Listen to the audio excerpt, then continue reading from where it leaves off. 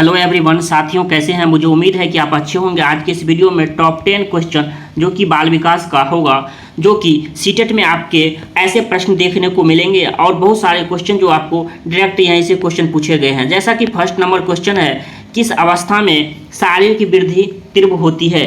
पहला क्वेश्चन है, क्या किस अवस्था में शारीरिक वृद्धि तीव्र होती है। आरंभिक बाल अवस्था में, शैशवावस्था में, किशोरावस्था में या शिक्षा काल में। ठीक ना। जैसा कि आप इंग्लिश में भी देखने की कोशिश करेंगे, in which stage in the physical growth is rapid. ठीक, अर्ली चाइल्डहुड, इन्फेंसी, एडोलसेंस या स्कूल स्टेज।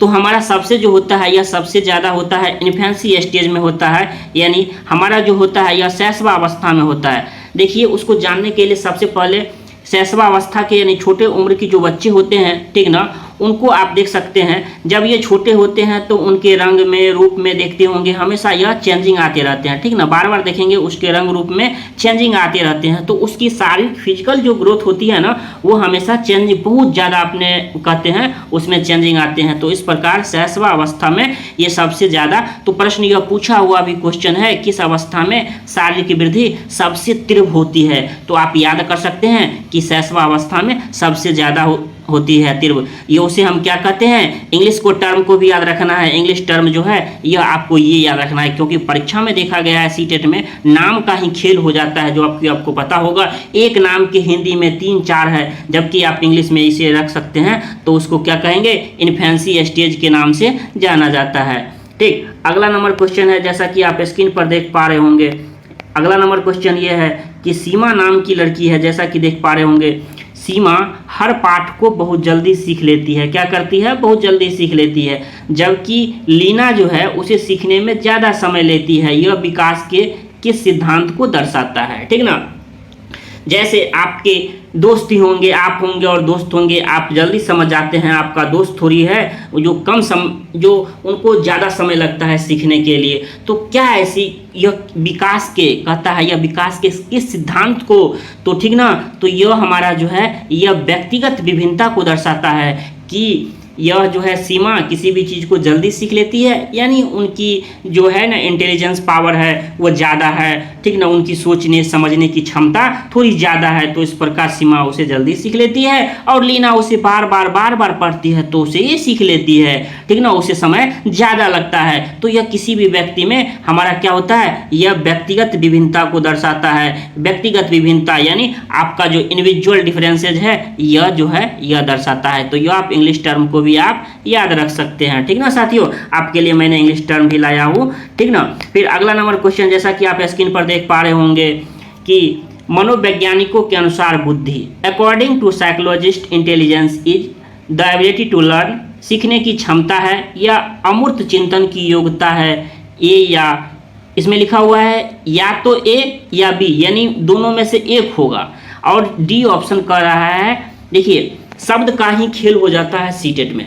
अगर आपके पास शब्द का ज्ञान है तो आप ऐसे शब्दों को बारीकी से समझेंगे। देखिए बहुत क्या टिक लगा देंगे, ये टिक लगा देंगे, लेकिन क्या लिखा हुआ है, या तो एक या बी, यानी दोनों में से एक होना चाहिए।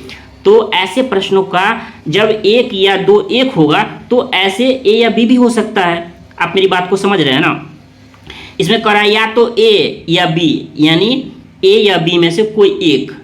तो सीखने की क्षमता भी है और अमूर्त चिंतन की योग्यता है। ठीक ना, अमूर्त चिंतन की मतलब होता है एब्स्ट्रैक्ट थिंकिंग का मतलब होता है। देखिए यहाँ दो शब्द है। ठीक, अमूर्त एक शब्द है, उसमें देखिए ये जो ओ है, हिंदी में आप पढ़े होंगे, ये मूर्त है।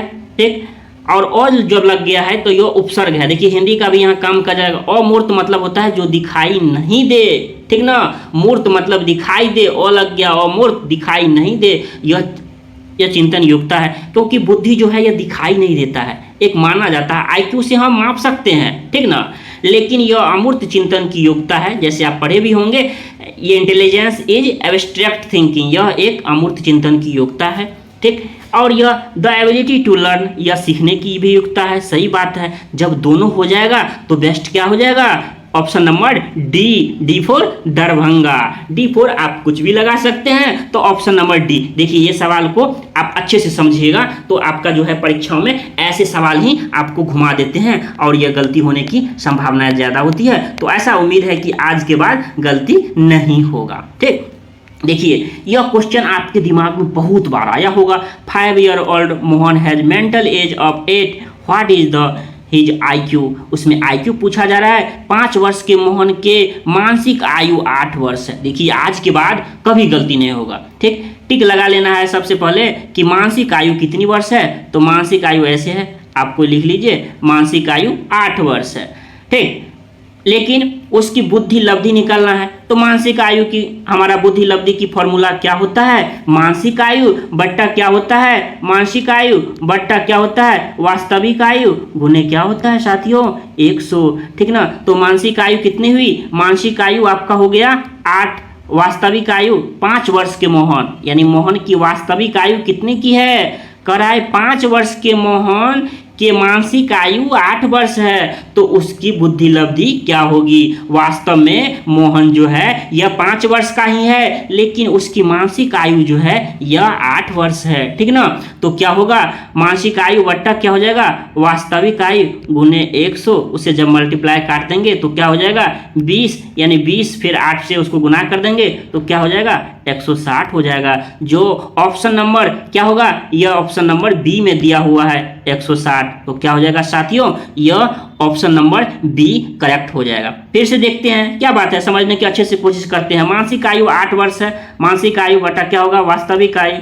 ठीक, 100 करते हैं तो क्या होता है, 5 से काटते हैं तो 20 से करता है, और फिर 5 को 8 से मल्टीप्लाई कर देंगे तो 20 8 कितना होता है 160। इस प्रकार आपका ऑप्शन नंबर बी जो है यह करेक्ट होगा। तो समझे कि नहीं, अगर समझे तो जल्दी आप बता दीजिए। अगला नंबर क्वेश्चन है, देखिए आ गया। यह क्वेश्चन कितनी बार पूछा गया आपको पता है ना साथियों, कह रहा है the formula for calculating IQ। अभी जो पिछली देखे हैं IQ का फॉर्मूला पूछा जा रहा है, तो मैंने तो पहले ही बता दिया है। क्या होता है, मानसिक आयु मेंटल एज बट्टा क्या होता है, क्रॉनिकल एज गुने क्या होता है 100। देख लेते हैं हिंदी में क्या कहता है, यही है ना जो देखे हैं पहले, मानसिक आयु बट्टा वास्तविक आयु गुने 100, यानी ऑप्शन नंबर सी। देखते ही क्या करना है, टिक लगा देना है, और जैसे ही लगाएंगे तो वहाँ क्या हो जाएगा, आपका यह 100% करेक्ट हो जाएगा। अगला नंबर क्वेश्चन देखते हैं। देखिए ये भी क्वेश्चन कितना आसान क्वेश्चन है। कहता है 2 factor theory of intelligence is given by, यानी कह रहा है बुद्धि के 2 कारक सिद्धांत किसने दिया। तो आपको पता होगा साथियों, एक कारक सिद्धांत किसने दिया था, अल्फ्रेड बी ने। और द्वितीय कारक किसने दिया था, यह हमारा स्पीयरमैन ने दिया था। क्या किसने दिया था, स्पीयरमैन, आप याद रख सकते हैं स्पीयरमैन ने दिया था। ठीक ना, और यह जो है यह 2 कारक कौन कौन होते हैं, आपको देखिए ऐसे याद रखिए, GF और SF। ठीक, एक याद रखिए गर्लफ्रेंड और SF मतलब स्टूडेंट फ्रेंड। ठीक, ऐसे याद रख सकते हैं गर्लफ्रेंड और स्टूडेंट फ्रेंड। ठीक ना, ऐसे याद रखिए GF और SF।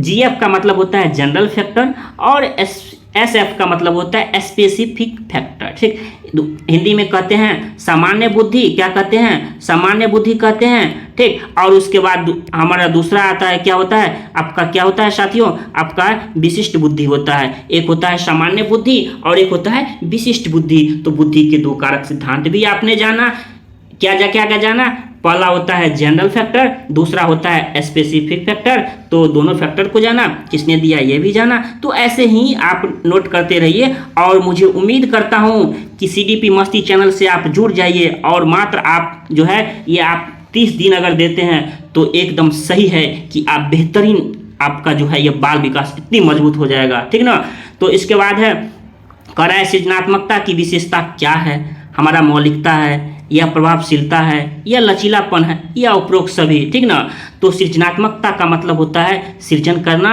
और जानते होंगे उसमें मौलिकता, प्रभावशीलता, मौलिकता भी है। ठीक ना, उसके बाद लचीलापन, तो ये उपरोक्त क्या हो जाएगा, सभी हो जाएगा। नंबर क्वेश्चन है, इनमें से कौन संज्ञानात्मक विकास का पहला चरण है। उसमें जीन पियाजे के संज्ञानात्मक विकास के जो 4 अवस्थाएं से, तो उसी का आपका चरण पूछा जा रहा है, उसी की अवस्था का कि फर्स्ट स्टेज कौन था, सेकेंड कौन था, थर्ड कौन था, और फोर्थ कौन था, ठीक। तो उसमें पूछा जा रहा है पहला चरण, पहला क्या पढ़े थे, संवेदी प्रेरण, ठीक ना। संवेदी क्या होता है हमारा, ये होता है सेंसरी मोटर के नाम से जाना जाता है। संवेदी जो अवस्था होती है, जैसा कि आप देख पा रहे होंगे, ये हमारा क्या होता है, ये हमारा सेंसरी मोटर होता है, संवेदी क्रियात्मक अवस्था। तो ठीक है, उसके बाद जैसा कि मैं चारों का बता दे रहा हूँ, फर्स्ट में क्या होता है आपका, मैं बता रहा हूँ फर्स्ट में ये होता है, फर्स्ट में ये होता है। दूसरा पूर्व संक्रियात्मक अवस्था।